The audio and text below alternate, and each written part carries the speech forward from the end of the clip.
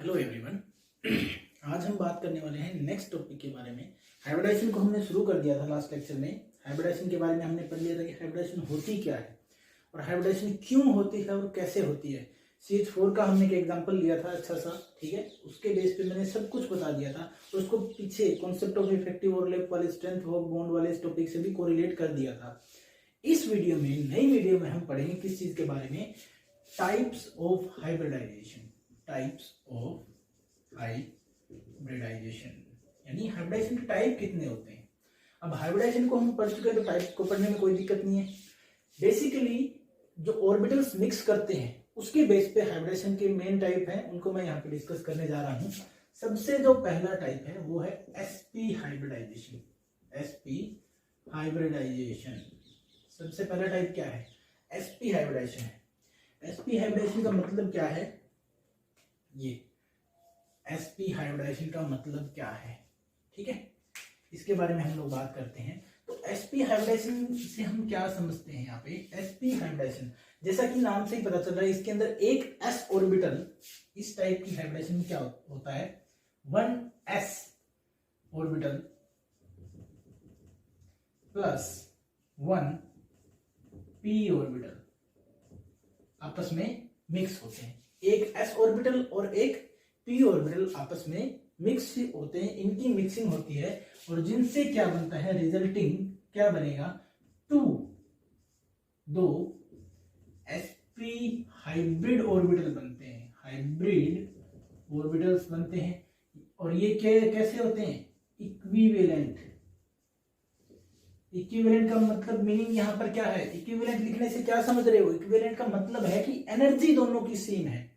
sp hybrid orbital जो बने हैं उनकी एनर्जी दोनों की क्या है, यहाँ पर सेम है। सिंपल सी बात है। जो सूटेबल ऑर्बिटल्स हैं, जो सूटेबल ऑर्बिटल्स है हाइब्रिडाइजेशन के लिए, वो क्या है, s एंड pz। तब क्या बनेंगे, इक्विवेलेंट sp हाइब्रिड ऑर्बिटल बनेंगे। और ऐसी हाइब्रिडाइजेशन में जो ज्योमेट्री होगी वो क्या होगी, लीनियर ज्योमेट्री बनेगी। लीनियर ज्योमेट्री बनेगी। एग्जाम्पल क्या होगा? एग्जाम्पल है BeCl2 मॉलिक्यूल, इसका बेस्ट एग्जाम्पल है। और इस टाइप की हाइब्रिडाइजेशन को हम डायगोनल हाइब्रिडाइजेशन भी बोलते हैं। क्या बोलते हैं? Also known as diagonal hybridisation.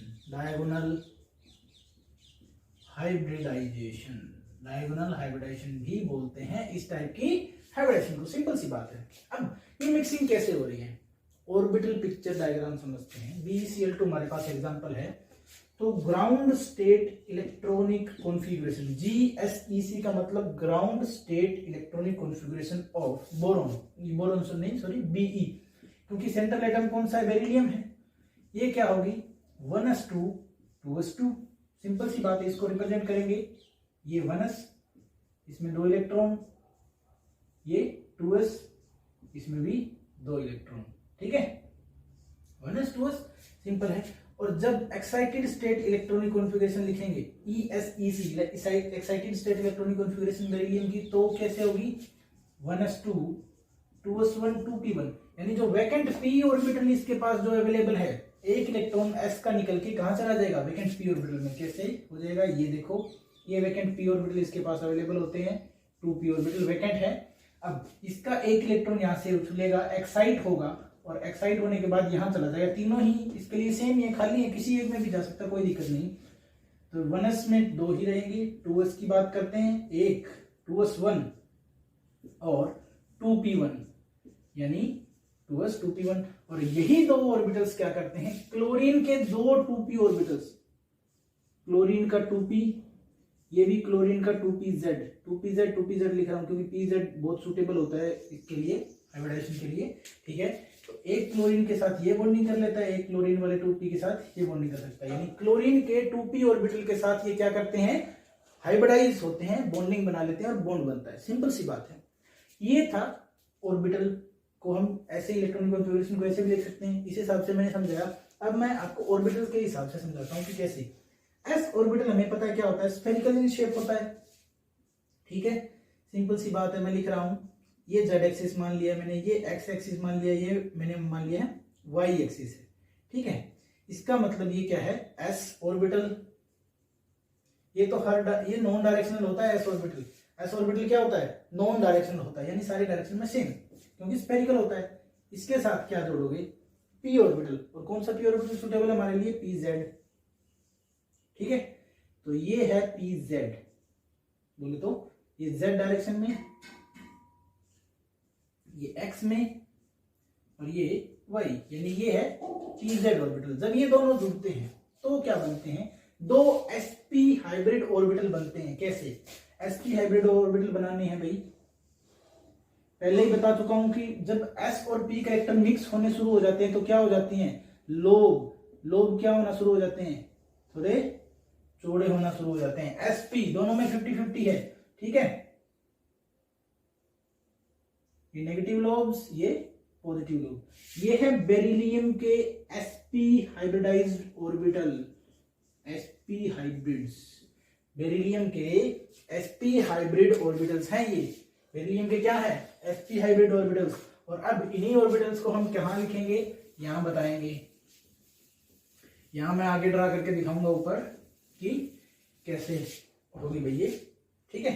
देखो ध्यान से, sp बेरिलियम का sp हाइब्रिड ऑर्बिटल बन गया। दो ऑर्बिटल से ध्यान से देखो, एक तो ये, इसको मैं दूसरे मार्कर से लिख देता हूँ ताकि आपको इजीली समझ में आ जाए। देखो ये वाला, एक तो पूरा ये, एक ये, दूसरा पूरा जो ब्लैकन है, ठीक है। ये है दो sp हाइब्रिड ऑर्बिटल्स। पहले बता चुका हूँ लास्ट लेक्चर में कि कैसे बनते हैं ये sp हाइब्रिड ऑर्बिटल, कैसे बन रहे होते हैं, बता चुका हूँ ना। तो अब देखो होगा क्या, बेरिलियम के sp हाइब्रिडाइज्ड ऑर्बिटल को हमने यहां लिख दिया, ठीक है। ये नेगेटिव लोब, ये पॉजिटिव लोब है इसके, ये पॉजिटिव लोब, ये नेगेटिव लोब, सिंपल है।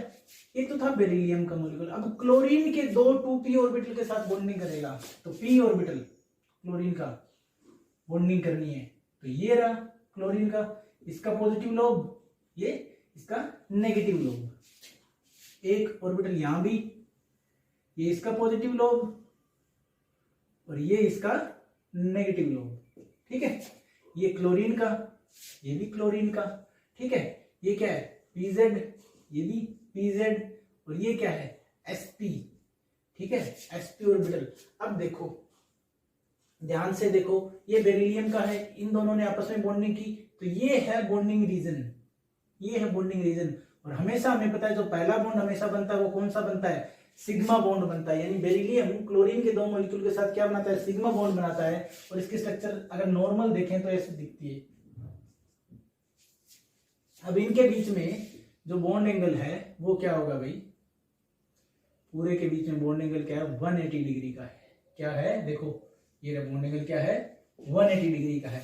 और जब 180 डिग्री का बॉन्ड एंगल होता है तो ज्योमेट्री कैसी होती है, लीनियर, यानी एक ही लाइन में है, लीनियर है। ये तो थी हाइब्रिडाइजेशन, कौन सी, sp हाइब्रिडाइजेशन का केस था। बिल्कुल BeCl2 का एग्जांपल लेके मैंने बता दिया कि कैसे कैसे ऑर्बिटल बनते हैं। याद रखना, जितने एटॉमिक ऑर्बिटल कंबाइन होते हैं उतने ही हाइब्रिड ऑर्बिटल बनते हैं। जैसे यहाँ पे एक s और एक p कंबाइन हो रहा था तो दो sp हाइब्रिड ऑर्बिटल बने। एक s एक p कंबाइन होके कितने बना रहे हैं, दो sp हाइब्रिड ऑर्बिटल। एक sp हाइब्रिड ऑर्बिटल ये, एक sp हाइब्रिड ऑर्बिटल ये दो sp हाइब्रिड ऑर्बिटल हैं बेरिलियम के, ठीक है। और फिर इन्होंने किसके साथ बॉन्डिंग की, क्लोरीन के 2p ऑर्बिटल्स के साथ। कौन से, 2pz।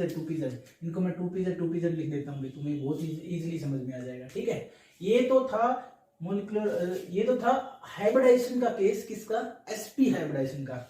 इसका स्क्रीनशॉट ले लो और कॉपी में नोट डाउन कर लो, ठीक है। देखिए तो मैं इसको रद्द करने जा रहा हूं। इसके बाद हम बात करेंगे sp2 हाइब्रिडाइजेशन की। किसकी बात करेंगे, sp2। बहुत ही इजी है, इससे इजी कुछ नहीं है भाई, हाइब्रिडाइजेशन से इजी यहाँ कुछ है ही नहीं। और ये समझ में आ गया तो समझ लो, तुम्हें इनऑर्गेनिक आदि तो समझ में आ ही गई, ठीक है। हाइब्रिडाइजेशन समझ में आया तो इनऑर्गेनिक आदि समझ में आ गई, रेजोनेंस समझ में आया तो ऑर्गेनिक आदि समझ में आ गई। सिंपल सी बात है ये, क्योंकि ये बहुत ही कोर कॉन्सेप्ट होते हैं, बेसिक कॉन्सेप्ट है बिल्कुल ही केमिस्ट्री के, ठीक है। अब देखो जिन चीजों के बारे में मैं डिस्कस करने वाला हूं वो क्या क्या है। सेकेंड टाइप की हाइब्रिडाइजेशन जो हम पढ़ने वाले हैं वो कौन सी है, सेकेंड टाइप की हाइब्रिडाइजेशन है sp2। sp2 में क्या होता है, एक तो s ऑर्बिटल होता है, उसमें दो p ऑर्बिटल होते हैं, py प्लस pz, ठीक है। इनसे क्या बनेगा, sp2 ऑर्बिटल, हाइब्रिड ऑर्बिटल। कितने हाइब्रिड ऑर्बिटल बनेंगे sp2 के, 3 हाइब्रिड ऑर्बिटल। क्यों, क्योंकि एक s और दो p हैं, तो जितने एटॉमिक ऑर्बिटल कंबाइन कर रहे हैं उतने ही हाइब्रिड ऑर्बिटल बनते हैं, ये बात याद रखनी है, ठीक है। तो sp2 s plus py plus pz, simple सी बात है, py और pz मोर सुटेबल हैं बॉन्डिंग के लिए, इसलिए py pz ले रहे हैं, ठीक है। अब देखो एग्जांपल क्या है हमारे पास, इसका एग्जांपल है हमारे पास BCl3। BCl3 sp2 hybridise molecule होता है, ठीक है। इसको देखते हैं कैसे। सेंट्रल एटम हमारे पास क्या है, सेंट्रल एटम है बोरोन। बोरोन की ग्राउंड स्टेट इलेक्ट्रॉनिक कॉन्फ़िगरेशन क्या होगी, GSEC, ground state electronic configuration of boron क्या होगी भाई, 1s2 2s2 2p1 होगी।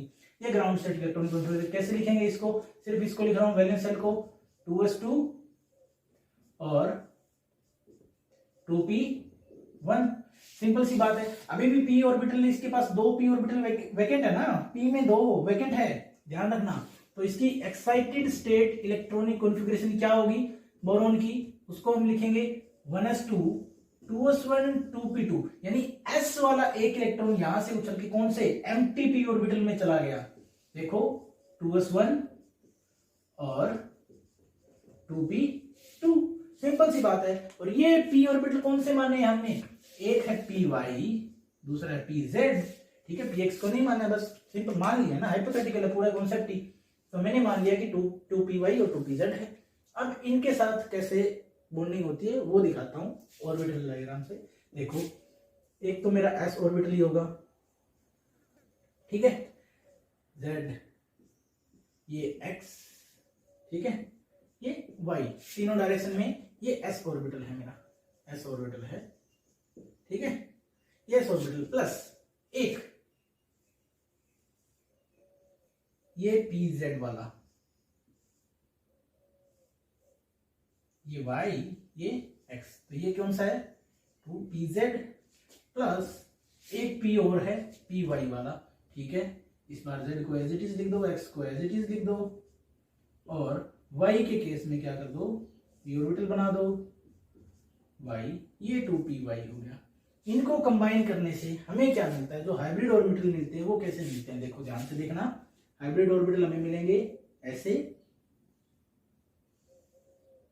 ऐसे, ऐसे, ठीक है। ये हाइब्रिड ऑर्बिटल हमें मिलने वाले हैं, जिनमें पॉजिटिव लोब यहां होंगे और नेगेटिव लोब यहां होंगे, ठीक है।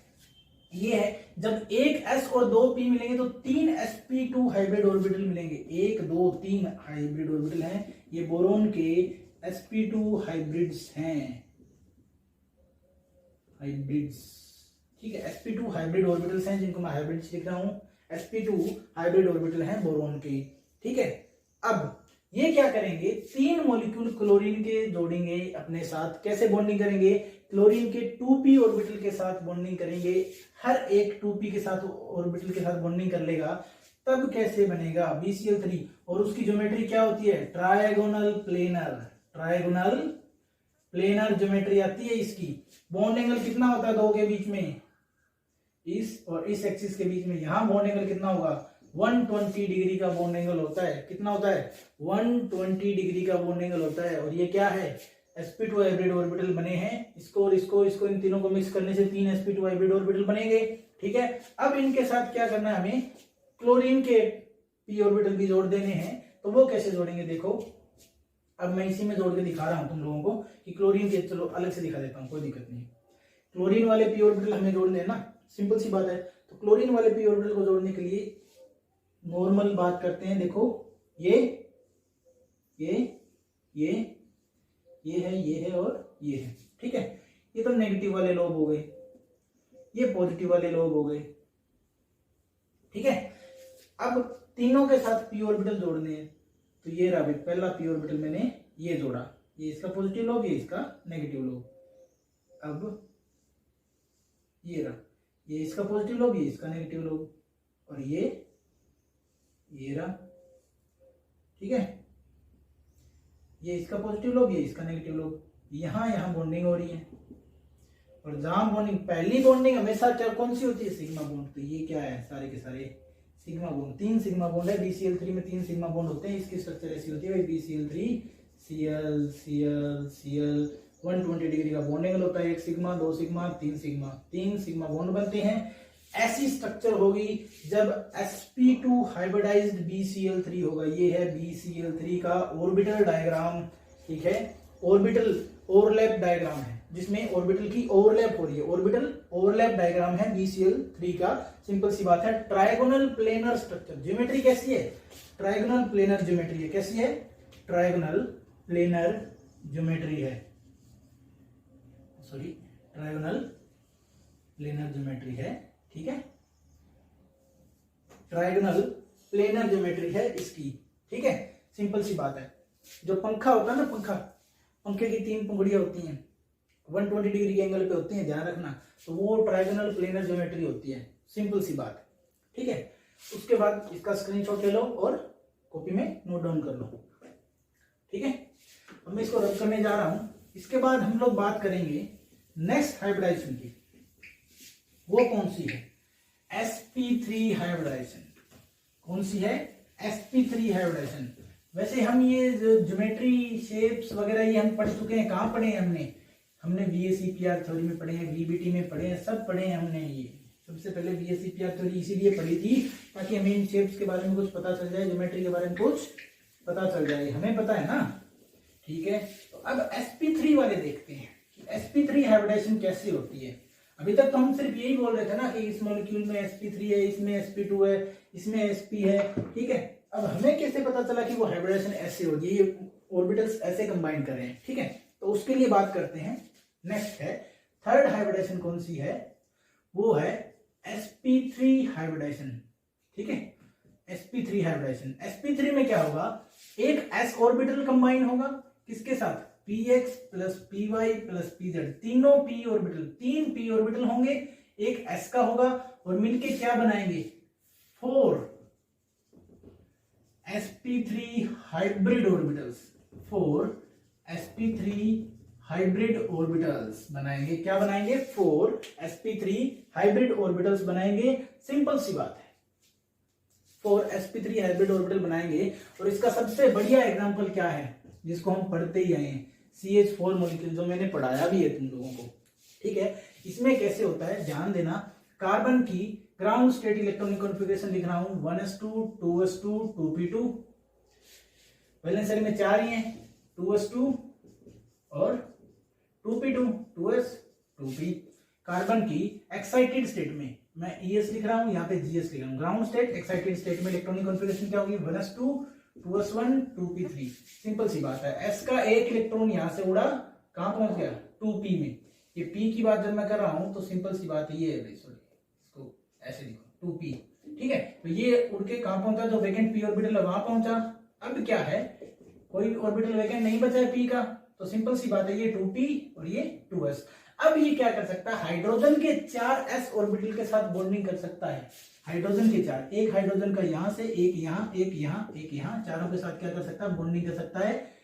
मैंने बताया था कि अब इनके पास कितना कितना, हर एक के पास 25% s कैरेक्टर और 75% p कैरेक्टर है। ये परसेंटेज s कैरेक्टर और p कैरेक्टर मैं बता चुका हूं पूरा लास्ट के वीडियो लेक्चर में, ठीक है। ध्यान से देखो बस, अब ऐसे ऐसे बॉन्डिंग है। अब ऑर्बिटल डायग्राम कैसे बनेंगे इनके, मोल ऑर्बिटल जो है उनके हिसाब से बॉन्डिंग कैसे होनी है।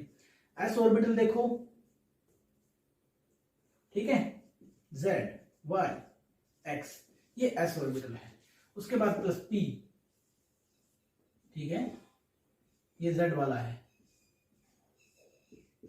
y x, ये pz, ठीक है। उसके बाद y वाला x z, ये क्या है, y वाला है, ठीक है, यानी py प्लस px, x की बात कर रहे हैं ना, z y, और ये क्या है, p x ऑर्बिटल। इन चारों के मिलने से 4 sp3 हाइब्रिड ऑर्बिटल बनेंगे। और वो कैसे दिखेंगे, ध्यान से देखो, sp3 हाइब्रिड ऑर्बिटल जो बनेंगे वो कैसे दिखेंगे,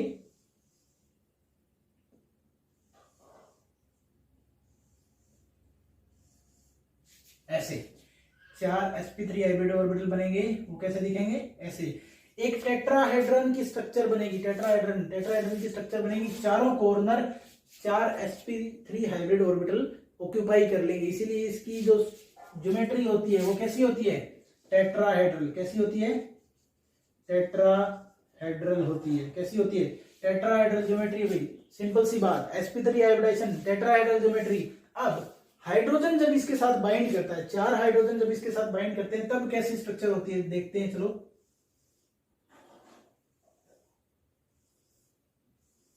ठीक है, ये तो है p ऑर्बिटल है, सिंपल सी बात है। जो इसके हैं sp ऑर्बिटल हैं, 4 sp3 हाइब्रिड ऑर्बिटल हैं ये चारों के चारों।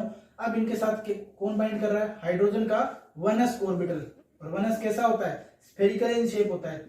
ये पॉजिटिव लोब, ये पॉजिटिव लोब, ये पॉजिटिव लोब, ये पॉजिटिव लोब, ये भी पॉजिटिव, ये भी पॉजिटिव, ये भी पॉजिटिव, ये भी पॉजिटिव। और ये है बॉन्डिंग एरिया, मिक्सिंग का एरिया। और ये कौन सा होता है, सिग्मा बॉन्डेड, यानी कि 4 सिग्मा बॉन्ड बनते हैं। जैसे कि हमें पता है ये स्ट्रक्चर है CH4, ठीक है। ये 4 सिग्मा बॉन्ड, 1 2 3 4 सिग्मा बॉन्ड बनते हैं इसके अंदर। CH4 टेट्राहेड्रल स्ट्रक्चर होती है, एक रेगुलर टेट्राहेड्रॉन की तरह ही बिहेव करता है। जैसे देखो मैं टोटल स्ट्रक्चर से बता रहा हूं कि टेट्राहेड्रॉन कैसे बनता है, ये रहा, ठीक है। इसको यहां जोड़ो, इसको यहां जोड़ो, इसको यहां जोड़ दो। ये एक रेगुलर टेट्राहेड्रॉन की तरह ही बिहेव कर रहा होता है, रेगुलर टेट्राहेड्रॉन की तरह बिहेव करता है ऐसे। ये रेगुलर टेट्राहेड्रॉन की तरह बिहेव कर रहा होता है। ये है sp3 हाइब्रिडाइजेशन, ऐसे होती है sp3 हाइब्रिडाइजेशन। एक s मिला, 3 p मिले, 3 p कौन से, px py pz, क्योंकि यही 3 तो होते हैं। इनके मिक्सिंग होने से क्या बने, 4 sp3 हाइब्रिड ऑर्बिटल बने। ये रहे 4 sp3 हाइब्रिड ऑर्बिटल बने। और इनके बीच का बॉन्ड एंगल 109.5 डिग्री होता है, 109.5 डिग्री इनके बीच का बॉन्ड एंगल होता है। सबके बॉन्ड एंगल बताता जा रहा हूं साथ में ही। अब इसमें जरूरी नहीं है कि टेट्राहेड्रल में हमेशा ही बॉन्ड एंगल यही हो। अब बारी आती है उन मॉलिक्यूल्स की जो VSEPR थ्योरी में हमने पढ़े थे। इसको रब करने जा रहा हूं, तो स्क्रीनशॉट ले लो और कॉपी में नोट डाउन कर लो, ठीक है। अब ऐसे मॉलिक्यूल भी हमने पढ़े थे जिनके पास क्या है, टेट्राहेड्रल ज्योमेट्री जरूर है, टेट्राहेड्रल है ज्योमेट्री उनकी, लेकिन उनकी शेप क्या है, शेप अलग आ रही है, एक रेगुलर टेट्राहेड्रन बन नहीं रहा है। ऐसे मॉलिक्यूल्स को हम स्टडी करेंगे। ध्यान से देखना भाई, बहुत ही इंपॉर्टेंट चीजें हैं ये, ठीक है। ध्यान से देखना, बिल्कुल ही इंपॉर्टेंट चीजें करवा रहा हूं, कंपटीशन के लिए इंपॉर्टेंट है। ध्यान से देखो, मेरे पास एक एग्जांपल है अमोनिया मॉलिक्यूल का। हमें पता है अमोनिया मॉलिक्यूल में नाइट्रोजन के ऊपर लोन पेयर होता है। नाइट्रोजन की ग्राउंड स्टेट की इलेक्ट्रॉनिक कॉन्फ़िगरेशन क्या होती है भाई, नाइट्रोजन की ग्राउंड स्टेट की इलेक्ट्रॉनिक कॉन्फ़िगरेशन क्या होती है, 1s2 2s2 2p क्या होती है, कितना नाइट्रोजन, बोरोन कार्बन नाइट्रोजन, यानी कि बोरोन के बाद carbon 6, nitrogen 7 atomic number 7 electron कैसे पूरे करोगे, 2p3, ठीक है। यानी वैलेंस शेल में कितने इलेक्ट्रॉन है, 5। इसको ऐसे लिखोगे 2s2 और 2p3, 2p3, ठीक है। अब इसके पास बॉन्डिंग के लिए कितने अवेलेबल हैं, 3 ऑर्बिटल अवेलेबल हैं जो हाफ फील्ड है, p वाले, यही तो बॉन्डिंग के लिए अवेलेबल है ना, सिंपल सी बात है। तो होता क्या है, अब ध्यान से देखना, इसकी एक्साइटेड स्टेट की बात करें तो जब पिछले जितने भी एग्जांपल हमने देखे हैं सब में क्या हो रहा था कि उनके पास p ऑर्बिटल एम्प्टी था, वैकेंट था, तो अपने s ऑर्बिटल से एक इलेक्ट्रॉन को आगे एक्साइट करवा के आगे भेज रहे थे p ऑर्बिटल में, और p ऑर्बिटल में जाने के बाद वो बॉन्डिंग कर रहा था। लेकिन अब चूंकि इसके पास कोई वैकेंट ऑर्बिटल नहीं बचा हुआ है, इसीलिए एक्स्ट्रा वैकेंट ऑर्बिटल नहीं है, क्योंकि इनके पास d ऑर्बिटल नहीं होते ना, सेकंड पीरियड वाला एलिमेंट है, सेकंड पीरियड में नो d ऑर्बिटल्स, ये तो आपको पता ही है, कोई d ऑर्बिटल नहीं है, एक भी d ऑर्बिटल नहीं होता सेकंड पीरियड वालों के पास। तो इस वजह से ये अपने फर्दर एक्सटेंड नहीं कर पाते हैं अपनी इलेक्ट्रॉनिक कॉन्फ़िगरेशन या अपने ऑक्टेट को फर्दर एक्सटेंड नहीं कर पाते हैं, अपनी वैलेंसी को एक्सटेंड नहीं कर पाते हैं। इसी वजह से क्या होता है कि अब बॉन्डिंग होगी यहीं पे, 3 हाइड्रोजन जुड़ेंगे, यानी एक हाइड्रोजन वनस, दूसरा वनस, तीसरा वनस, तीनों यहाँ पे जुड़ेंगे। और फिर भी हाइब्रिडाइजेशन क्या होगी, अब भी 3 ही जुड़े, तो ये तो BCl3 की तरह ट्रायंगुलर प्लेनर होना चाहिए था। हमारी सोच तो यही कहती है ना, कि ये BCl3 की तरह, क्योंकि उसमें भी 3 ही बॉन्ड जुड़े थे, तो वो ट्रायंगुलर प्लेनर स्ट्रक्चर आनी चाहिए। ऐसा नहीं है, ये होता है sp3 ही। sp3 हाइब्रिडाइजेशन होती है, टेट्राहेड्रल की स्ट्रक्चर बनती है। कैसे देखते हैं, VCPR थोड़ी हमें अच्छे से बताती है। ये जो 2s ऑर्बिटल है, इसके अंदर जो 2 इलेक्ट्रॉन है, ये as a lone pair present होते हैं।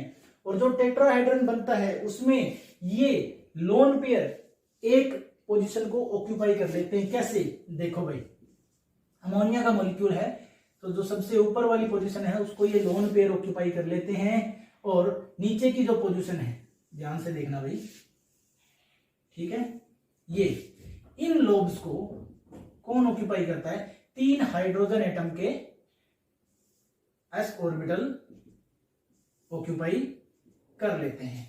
ये है हाइड्रोजन हाइड्रोजन हाइड्रोजन, ये लोन पेयर, ये नाइट्रोजन, और इनका बॉन्डिंग। अब ध्यान रखना, BACPR थ्योरी में हमने क्या पढ़ा था, loan pair bond pair repulsion is always greater than lone pair lone pair lone pair lone pair repulsion loan pair bond pair से ज्यादा होता है। लेकिन यहाँ पे लोन पेयर नहीं है, सिर्फ लोन पेयर और बॉन्ड पेयर के बीच में रिपल्शन है, तो loan pair bond pair repulsion is always greater than bond pair repulsion.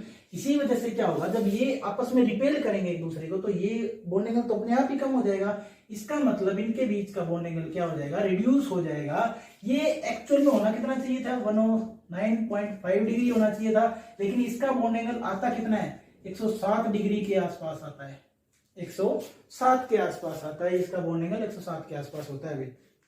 ये पहला एग्जांपल है। दूसरा एग्जांपल मेरे पास किस चीज का है, वाटर का। वाटर में इसके पास तो एक ही लोन पेयर है, वाटर के पास 2 लोन पेयर होते हैं, वो इससे भी महान है। अब सेंट्रल एटम कौन सा, ऑक्सीजन है। ऑक्सीजन की इलेक्ट्रॉनिक कॉन्फ़िगरेशन ग्राउंड स्टेट में लिखेंगे तो क्या होगी, 1s2 2s2 2p4। सिंपल सी बात है। इसका मतलब क्या है, 2s2 और 2p4 का मतलब 1 2 3 और 4। सिंपल सी बात है ये, 2s2 2p4। अब एक्साइटेड स्टेट में ऐसा तो नहीं है कि अपने इस इलेक्ट्रॉन को बाहर भेज देगा, नहीं भेज सकता ना, क्योंकि डी ऑर्बिटल ही नहीं है एक्स्ट्रा, तो ये तो यही रहेगा। यानी इसके पास ये दोनों क्या है, एज ए लोन पेयर रहेंगे, और ये दोनों हाइड्रोजन के साथ बॉन्डिंग करेंगे। कैसे करेंगे, देखो फिर से बात वही है कि टेट्राहेड्रल स्ट्रक्चर तो जरूर बनती है, लेकिन ये क्या होती है, डिस्टोर्टेड टेट्राहेड्रल स्ट्रक्चर होती है। ठीक है, ये क्या होती है, डिस्टोर्टेड टेट्राहेड्रल स्ट्रक्चर होती है। ट्रायंगल पिरामिडल स्ट्रक्चर इसको बोलते हैं, पिरामिडल स्ट्रक्चर। ठीक है, रेगुलर टेट्राहेड्रल नहीं बनता है अमोनिया में। और वाटर में क्या बनता है, देखो ध्यान से, ये ऑक्सीजन, इसके 2 लोन पेयर, ठीक है, और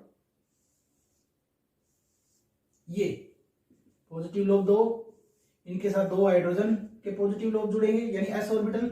ये हाइड्रोजन हाइड्रोजन, यहां बन रहा है क्या, सिग्मा बॉन्ड। यहाँ क्या बन रहा है, सिग्मा बॉन्ड। जैसे यहां बन रहा है सिग्मा, यहाँ क्या बन रहा है, सिग्मा, यहाँ क्या बन रहा है, सिग्मा बॉन्ड। वैसे यहां भी 2 सिग्मा बॉन्ड बनते हैं, 2 लोन पेयर। अब ध्यान रखना, बॉन्ड एंगल एक्सोनो क्यों नहीं है, रीजन बता रहा हूं, बॉन्ड एंगल एक्सोनो क्यों नहीं है। अब यहां पर lone pair repulsion always greater than lone pair bond pair repulsion, which is always greater than bond pair repulsion.